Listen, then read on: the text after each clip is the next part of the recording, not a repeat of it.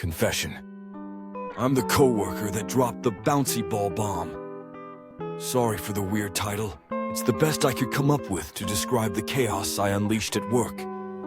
Also, it's a throwaway account for obvious reasons. I'm still dealing with the guilt, but here's hoping this confession somehow innocently entertains you during these tough times. Some quick context. I work in a large office building with around 300 employees spread across 10 floors. Last week, the office management decided that work-life balance is important and decided to set up a relaxation zone on each floor, complete with lounge chairs, beanbags, and fun games like foosball, table tennis, and the root cause of my story, a bouncy ball pit. One fateful day, I found myself alone in the relaxation zone during the lunch hour.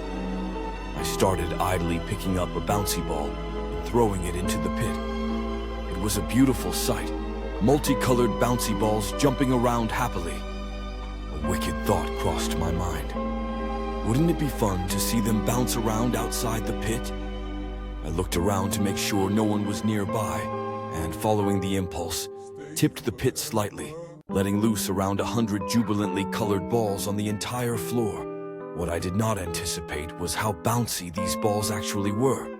With every bounce, they scattered in all directions, picking up a pattern that was unpredictable and chaotic. To make matters worse, at that exact moment, my boss and his high-value client chose to visit our floor. To put it mildly, it was like a scene straight out of a slapstick comedy movie.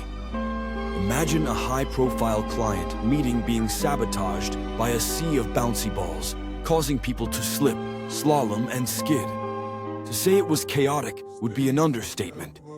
I hid behind one of the large office plants, mortified and guilty for turning our professional workspace into a bad comedy sketch. It was a mess. Everyone thought it was an elaborate prank gone wrong. I never confessed, of course, and the whole incident is under investigation.